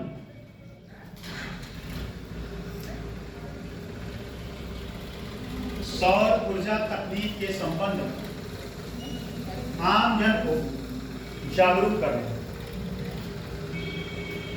आम जन को जागरूक करना, ये तो था इसका उद्देश्य। अब इसके मुख्य बिंदु क्या है या प्रमुख बिंदु, दोनों बात।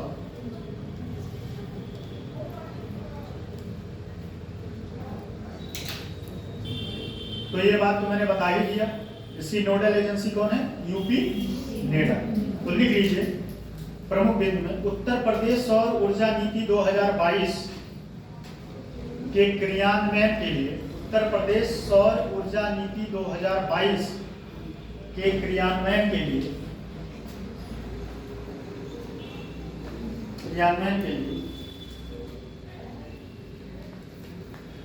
उत्तर प्रदेश नवीन एवं नवीकरणीय ऊर्जा विकास एजेंसी, ये फुल फॉर्म है उसका। उत्तर प्रदेश नवीन एवं नवीकरणीय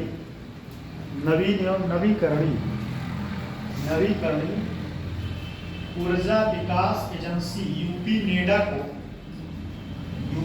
को नोडल एजेंसी नामित किया गया, नोडल एजेंसी नामित किया गया, ठीक है। अब इसमें लिखिएगा दूसरा पॉइंट, सरकार ने मेन पॉइंट बता रहे जो फैक्ट है, सरकार ने 2025 से 27 तक, सरकार ने 2025 से 27 तक 2000 लक्ष्य दिया, एक मिनट सॉरी 2026 से 27, 2026 से 27 तक 22,000 मेगावाट बिजली उत्पादन करने का लक्ष्य, 2026 से 27 22,000 मेगावाट बिजली उत्पादन करने का लक्ष्य रखा है, जिसमें solar park,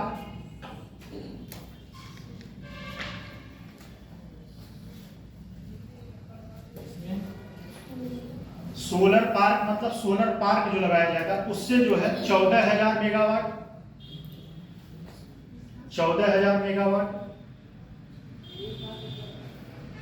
solar roof top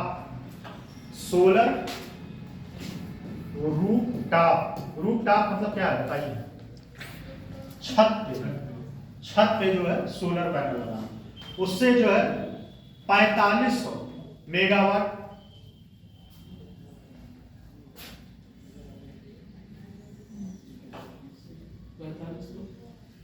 4500 और गैर आवासीय संस्था से 1500 मेगावाट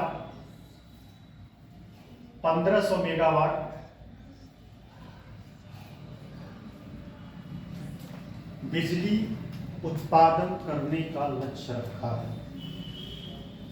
ठीक,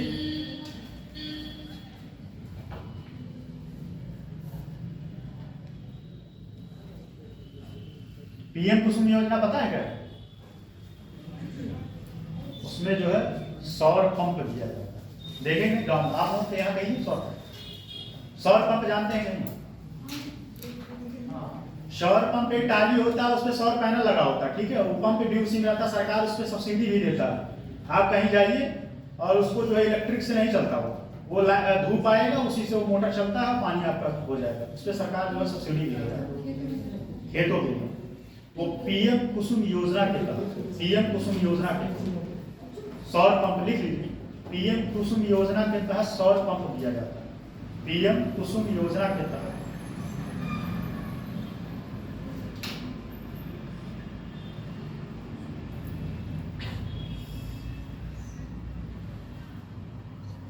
अब देखिएगा नेक्स्ट पॉइंट,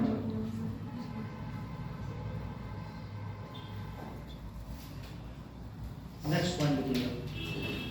इस नीति का उद्देश्य सौर ऊर्जा को, नेक्स्ट पॉइंट है, इस नीति का उद्देश्य सौर ऊर्जा को निम्न प्रकार से बढ़ावा दिया जाना है। इस नीति का उद्देश्य सौर ऊर्जा को निम्न प्रकार से बढ़ावा दिया जाना है। पहला इसमें क्या है?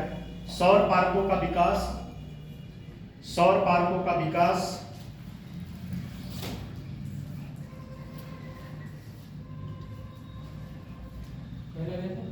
सौर पार्कों का विकास। सौर पार्क आपके यहाँ कहीं आसपास लगा है कि नहीं? कभी आपने देखा? इलाहाबाद साइड में जाएंगे तो वहाँ कुंडा है, कुंडा, कुंडा में लगभग एक कह सकते हैं 4-5 बीघे में या 1-2 एकड़ में सौर पार्क लगा है। फर्स्ट टाइम मैं भी देखा तो मुझे लगा क्या, फिर समझ में आया ये सौर पार्क लगा है, पैनल लगे हैं वहाँ से, और उसी के जस्ट पास में कोई इंडस्ट्री लगा है और वो बिजली वहीं पे सप्लाई होता है। मुझे लगता है कि वो जो बिजली सप्लाई हो रहा है उसी के वो इंडस्ट्री ही लगा है उसमें, ठीक है। दूसरा पॉइंट इसमें लिख लीजिएगा, एक्सप्रेसवे और रेलवे ट्रैक के किनारों पर, एक्सप्रेसवे और रेलवे ट्रैक के किनारों पर सौर प्रणालियों की स्थापना को बढ़ावा देना। एक्सप्रेसवे और रेल ट्रैकों के किनारों पर या सड़क के किनारों पर, सौर किनारों पर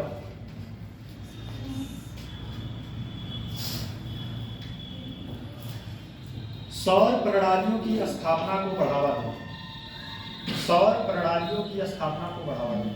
जैसे मान लीजिए सड़क के किनारे सौर पैनल लगा के, जैसे आप देख रहे हैं। अब ज्यादातर अयोध्या में जानते हो क्या है? अयोध्या में जितने भी लाइट लगे हैं सब सौर ऊर्जा से चल रहे हैं। इसमें जितने भी लाइट लगे सबके नीचे ऊपर सौर पैनल लगा है, फिर उसके बाद एक बैटरी रखा है और उसी से पूरा रात भर लाइट चलता है। सौर पैनल का एक ड्रॉबैक ये है कि अगर धूप ना निकले तो फिर कहानी खत्म। धूप ना निकले तो फिर लाइट जनरेट नहीं होगा। इसीलिए ये ज़्यादा देखो, ज़्यादा ये सस्टेनेबल, मतलब इसलिए लोग इसके प्रति ज़्यादा जागरूक नहीं है और लोग इसको ज़्यादा लुभावना नहीं है, क्योंकि भाई मान लो अगर जो है सही से धूप नहीं निकला तो बिजली उत्पादन नहीं हो पाएगा। बिजली उत्पादन नहीं हो पाएगा, लोग अंधेरे थोड़ी रहेंगे। इसमें ये थोड़ा सा ड्रॉबैक है। अब इसके लिए भी कोई ना कोई साइंटिस्ट होगा, कुछ रिसर्च करेगा कि मान लीजिए बादल नहीं, धूप नहीं है तब भी ये चल, तब लोगों का आकर्षण इसके प्रति बढ़ेगा। नेक्स्ट पॉइंट इसमें लिख लीजिएगा,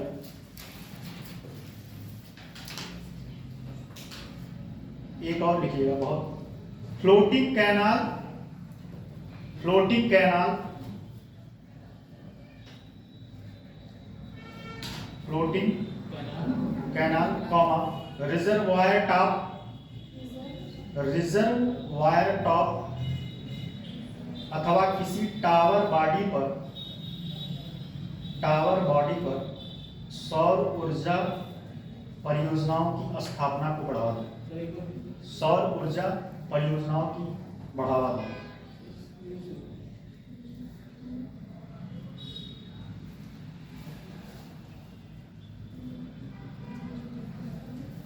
एक 2-3 पॉइंट और है इंपॉर्टेंट।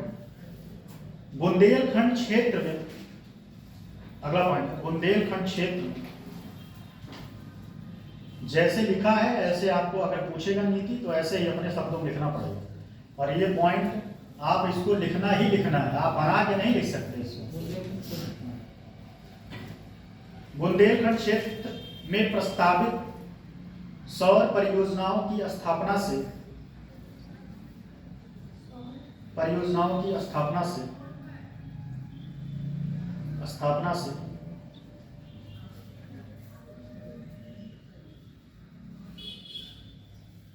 विद्युत निकासी के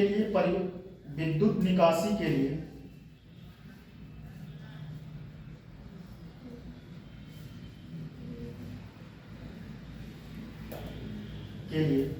ग्रीन ऊर्जा कॉरिडोर के विकास को सुदृढ़ बनाना। ग्रीन ऊर्जा कॉरिडोर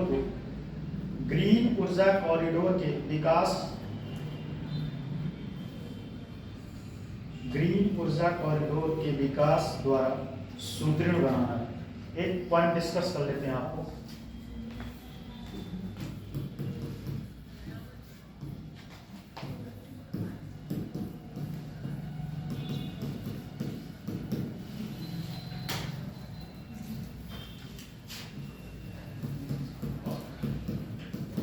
अच्छा ये बताइए, ग्रीन ऊर्जा कॉरिडोर होता क्या है? बताइए, ग्रीन ऊर्जा कॉरिडोर क्या होता है? मोदी जी अभी बहुत हाल ही में बहुत एम्फसाइज की है इसको, ग्रीन ऊर्जा कॉरिडोर क्या होता है? तो दिमाग में लगाइए, क्या हो सकता है? ग्रीन ऊर्जा कॉरिडोर ऐसा होता है जो शहरों से हट के सड़क का निर्माण होता है। और खास बात यह है कि यह ज़्यादातर जंगलों से होकर चलता है। कहाँ से? जंगलों या वन या जंगलों से होकर। इससे क्या फायदा क्या है?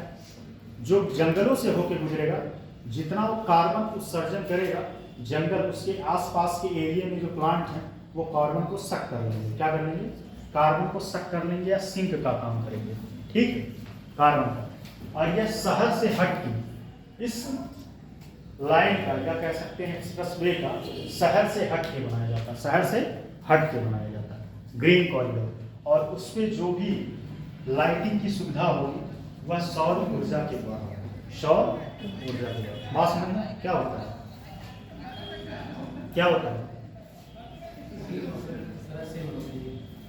ग्रीन मफलर जैसे होता है वैसे ही होता है।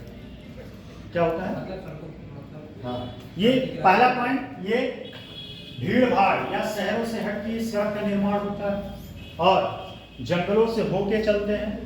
तीसरी बात यह जो है सौर ऊर्जा, जितनी भी लाइटिंग होती है सौर ऊर्जा पर डिपेंड होती है, ठीक।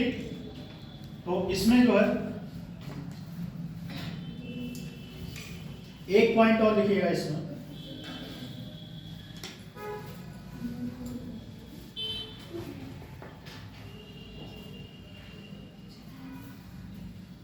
लिखिए, राज्य में लिखिएगा, ये इंपॉर्टेंट पॉइंट है। एक मिनट रुक जाइए, राज्य मत लिखिएगा जब बता रहे हैं। बहुत पॉइंट है जो मेन इंपॉर्टेंट है, वही आपको बताएं।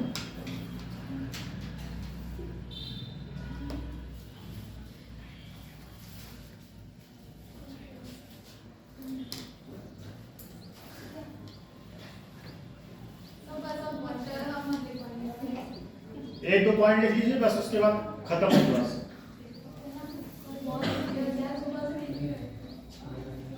इतना रोक रोक के तो लिखवाते हैं, इतना समझा समझा के डायरेक्ट लिखवाएं, और ये लिखवाने वाला ही टॉपिक है, सच बता रहे हैं। देखिए राज्य, देखिए राज्य में सोलर सिटी विकसित की जाएगी, राज्य में सोलर सिटी विकसित की जाएगी जिसमें सोलर रूफटॉप, और राज्य में सोलर सिटी विकसित की जाएगी जिसमें सोलर रूफटॉप इसमें हम कुछ कर नहीं सकते भाई, क्या कर सकते हैं। अब आपको या तो छोड़ देते, अगर या तो कहिए हमें कोई दिक्कत नहीं, टॉपिक छोड़ देंगे, फिर वही है एग्जाम में जब क्वेश्चन नहीं कर पाओगे तब मुझे गाली दो, सही बता रहे, तब मुझे गाली दो कि सर जो है छोड़वा दिए टॉपिक। तो कहीं ना कहीं आपके भविष्य के लिए ही मैं चिंतित रहता हूँ, बाकी मेरा कोई व्यक्तिगत स्वार्थ नहीं है इसमें। राज्य में सोलर सिटी विकसित की जाएगी जिससे सोलर रूफटॉप और अन्य संबंधित ऑफ ग्रिड सोलर की स्थापना पर बल दिया जाएगा। अन्य संबंधित ऑफ ग्रिड सोलर की स्थापना पर बल दिया जाएगा।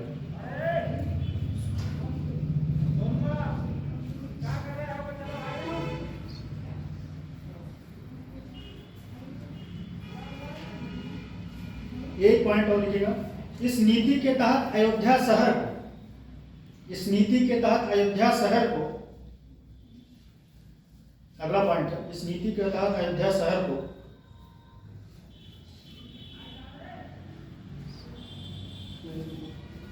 मॉडल सोलर सिटी के रूप में विकसित किया जाएगा।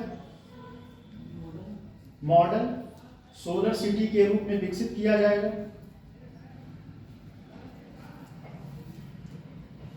इसके अलावा प्रदेश के 16 नगर निगमों, इसके अलावा प्रदेश के 16 नगर निगमों तथा 16 नगर निगमों तथा नोएडा को भी सोलर सिटी के रूप में विकसित किया जाएगा। 16 नगर निगमों तथा नोएडा को भी सोलर सिटी के रूप में विकसित किया जाएगा। सोलर सिटी, नोएडा को भी सोलर सिटी के रूप में विकसित किया जाएगा।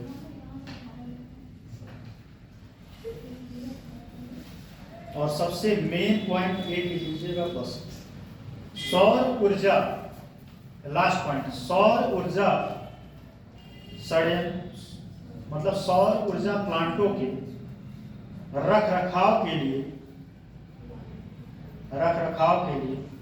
अतिरिक्त जनशक्ति का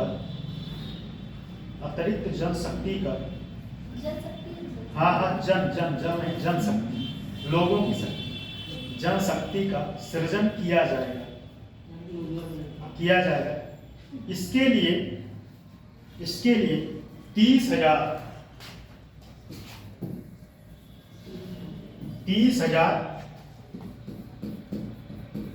सौर मित्र, इसके लिए 30,000 सौर मित्र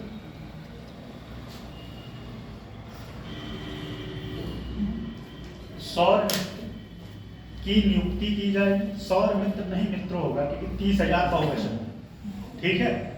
सौर मित्रों की नियुक्ति की जाएगी जिससे प्रदेश में रोजगार का भी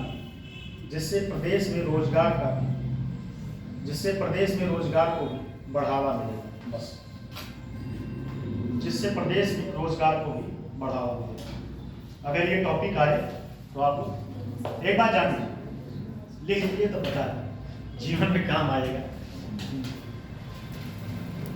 अभी का दुख ठीक है, सच बताना, अभी का दुख ठीक है, और अगर अभी दुख नहीं झेलोगे तो जीवन भर दुख झेलना पड़ेगा। और एक बात मैं हमेशा बोलता हूँ, अगर चौका बर्तन नहीं करना चाहते हो तो पढ़ाई मन लगा दो, सही बता रहा हूं। अगर आपका मन है चौका बर्तन करना है, चौका बर्तन मतलब समझ रहे नहीं, घर में झाड़ू पोछा करना है तो पढ़ाई करना, नहीं करना पड़ेगा।